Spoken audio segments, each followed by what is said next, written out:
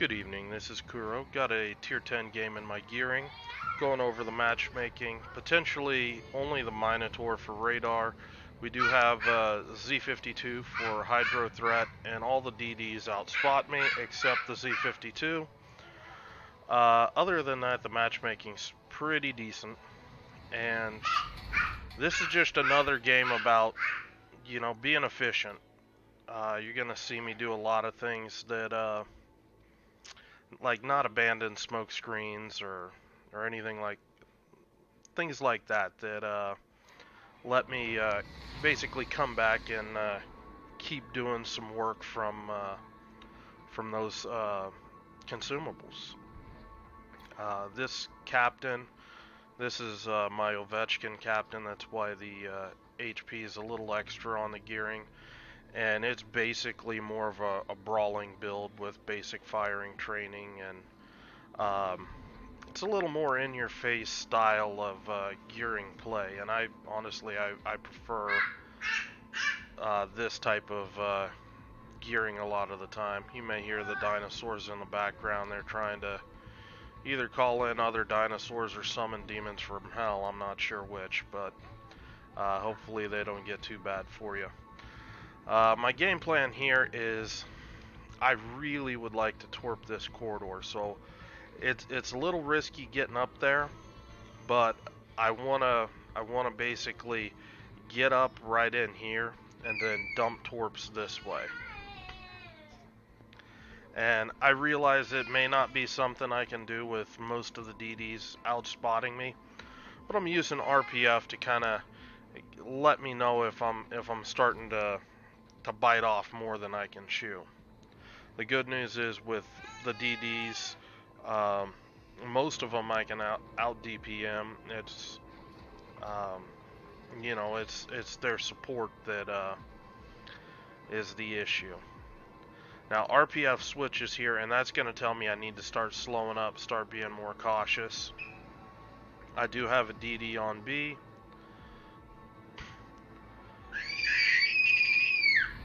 So I'm coming out right now behind this island, and you see me start slowing down here because I know I'm gonna bump a DD soon.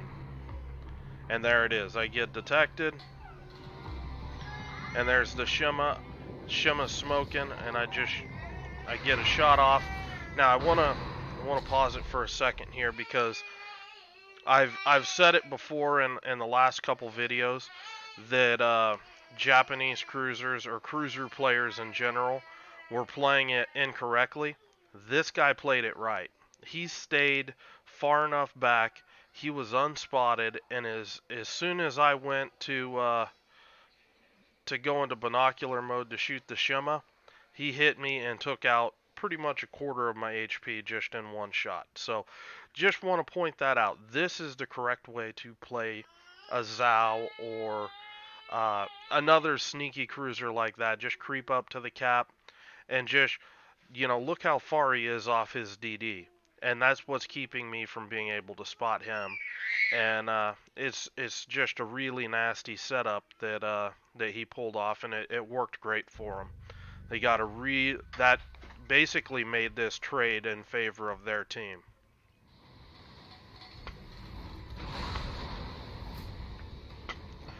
I smoke up. I don't really have any of my team here able to shoot at people, and I throw one set of torps in here. The reason why I didn't do both is it looks to me like the DD might actually be over here now. So I'm just throwing one set of torps. Maybe I catch somebody coming through this area. Maybe not. I throw the other set at the Shimma, and I'm just going to circle back around. And I'm circling because, obviously, Shimma torps, I haven't seen them. They're probably going to be in the water about now. And I imagine that my smoke screen is looking pretty attractive for him to dump torps on.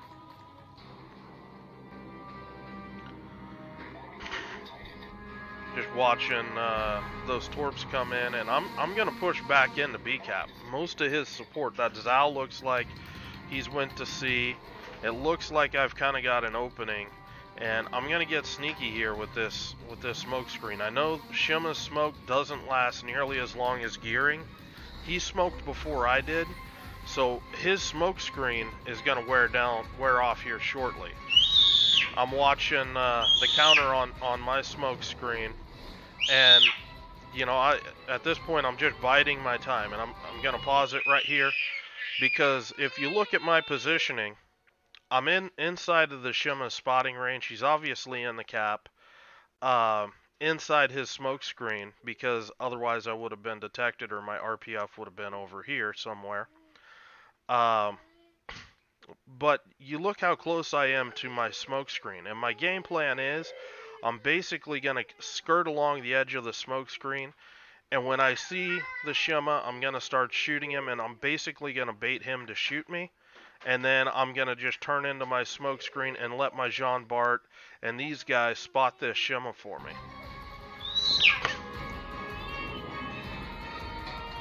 And there's the Shima. And this is my chance to kind of even up on that bad trade that I had earlier. So throwing some shots out, and you can see just how fast I duck back into that. I'm already undetected. Now I've got 16 seconds in this puff to keep going. Calm down. Calm down. Knock it off.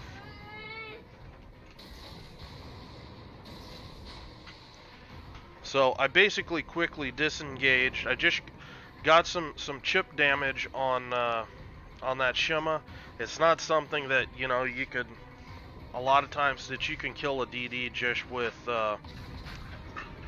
you know, that one engagement. Now here, I expect the FDG has hydro. He's already turning out, and I just drove right back through the tail end of my smoke screen and just started shooting those battleships again while I'm turning back into the cap. And you know, I get a little bit of lucky RNG here, and the last volley sets a fire on that FDG. So I'm just kiting away from the FDG. Like I said, he's got hydro up. And there's no need for me to, you know, get it, basically smoke up and just get rushed in my smoke by him. It's just not worth it. So now that he seems focused on the guys to the south, I'm gonna just smoke up. And you saw I waited just that extra second, so I'm not actually spotted on the mini-map. And I didn't want there to be any sort of telltale that, you know, I'm sitting there or around there. You know, just want to have as much time as possible to shoot this guy before he can react. Now, I do expect he still has hydro up, so I'm starting to move and starting to kite back. There's Torps, I think from the Z52. Oh no, that's a 5 set. That's possibly Shima. Smoking up the FDG. I know the DD's there, just dropping my torps. I'm running the 10.5 kilometer torps for the fast reload. And then again, I'm circling back in behind my smoke. And what I'm doing right here, I'm using this as a smoke curtain. Everything from 11.1, there's no enemies over on in this area. So I'm able to basically use this as a line of sight break and shoot across it. And even though I'm not inside my smoke, you know, I can shoot through it undetected. So that's what I call a smoke curtain. That's just a little bit of a little tip for guys that haven't seen that before. Right here, I spot the Shima, and I know the Zhao's there this time. And you just see, I just basically bait him, and I'm actually didn't even really shoot at the Shima until I saw that the Zhao had actually shot and that I was gonna dodge it. And at this point, I'm kiting back, and now from this position, I'm much harder to hit. And just kiting back, and again, just chipping away at the shimma as much as I can, get as much damage in on the guy. And now I'm going to disengage. Here comes the next Zao shot. Just slam on the brakes. And at this point, I dropped off. 11.1, nothing's within there. The shimma's disengaged behind, I believe, the smoke screen. And nothing can spot me. So just going to circle back around.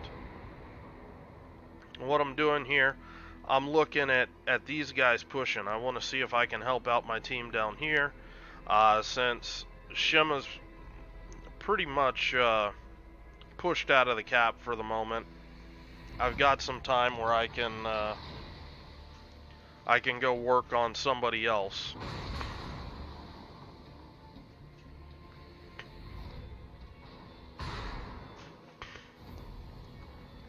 This is actually a clanmate of mine, Klatz, and he's rushing in there. I was thinking about just throwing torps out there and just giving Klatz shit if he ate the torps, but figured I'd be a good boy. And I'm expecting this Republic to angle to Klatz, so I just preload AP. Now that was pretty important right there. The initial shot, I wasn't detected. That tells me that the shimma is not within 11.1 behind me. So, you know, that gave me a pretty good idea of, you know, how close enemies are to me. And, you know, I'm just laying right into this, into that Republic. And now I'm disengaging. Shimma, I think, was behind the island. Now I'm spotted.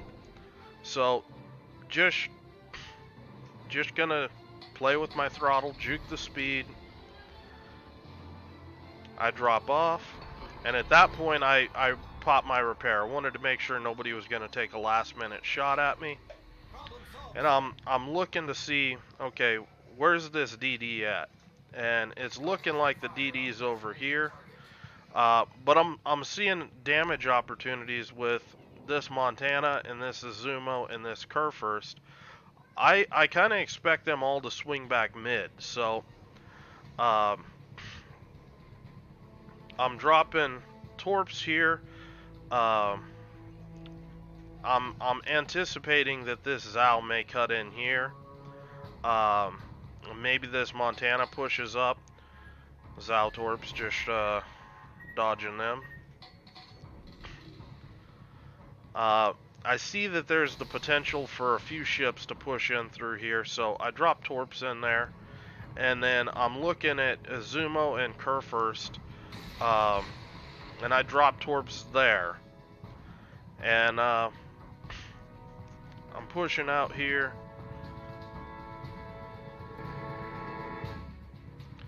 RPF's telling me something's behind the island, and oh, that Zao just did a 180. So, just pretty much instantly smoke up, but this was the nasty thing. Because I pre-fired those torps, they're right in his face. Goodbye, Zao. So here, I'm just bumping the smoke up, just extending it a bit. Maybe the Zao possibly could have got torps off. I just wanted to get a little further out where he probably wouldn't be able to torp. And that's why I pushed out of the smoke, got detected momentarily. And now I'm going to use the smoke screen just to go to work on this Izumo. And not really getting much happening here, so gonna switch to AP. And of course, as soon as I do, I get the fire that I was looking for.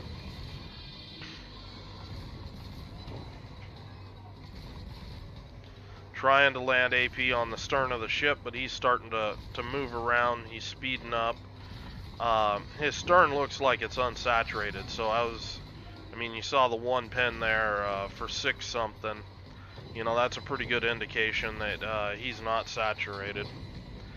He's angling away, so I go on ahead, switch back to HE, and just keep working on this guy. You know, this is gearing smoke. It lasts forever and a day.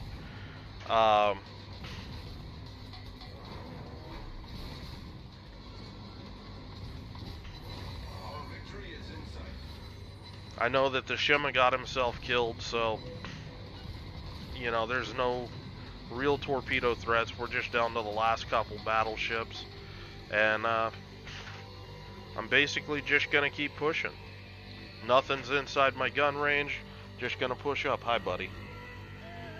Yeah, I'll make dinner here soon. Yeah? You're getting heavy, buddy. So, right here, just taking a look at this Montana. I'm dumping torps. This Haragumo, if he does get detected, he's going to be kiting away. So, these torps shouldn't be a risk for him. I mean, if he was bow pointed into the Montana, I wouldn't have fired him, but he's bow out, so... You know, it's pretty clear what his game plan is. And here, just waiting till this Montana shot, just being opportunistic, throwing some shots out there. This is, you know, free damage. Duck in behind this island real quick. Now, switching targets to the Kurfürst. Loading AP. Klatz is rushing the Kurfürst again. He apparently wants to get a ram. And our friendly Jutland says no.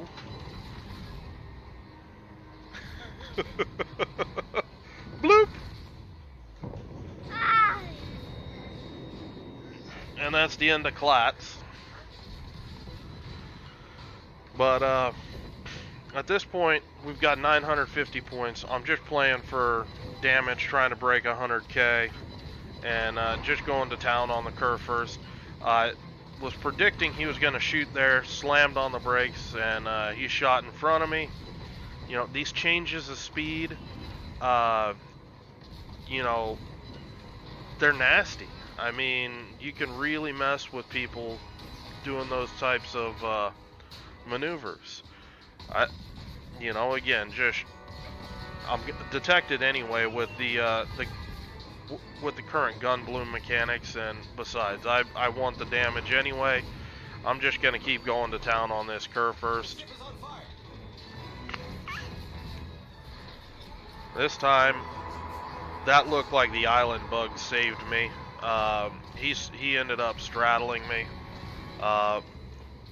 For those that don't know, sometimes shooting over island or land like that, you can get really bad dispersion, and I think that's what happened there. So game's over, 103,000 damage. Nothing really remarkable, but I wanted to kind of show, you know, the U.S. consumables off.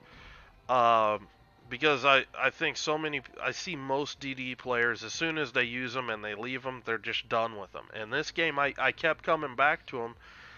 They last so long that, you know, it's madness to try to just give it up. So, you know, when it was safe, I kept using them either in a smoke curtain or come back in through them after I think that the torps have potentially passed through. And, you know, just kept working on targets. So, hope you guys enjoyed this game. You know, if there's any questions, leave them in the comments below. And I will talk to you guys later.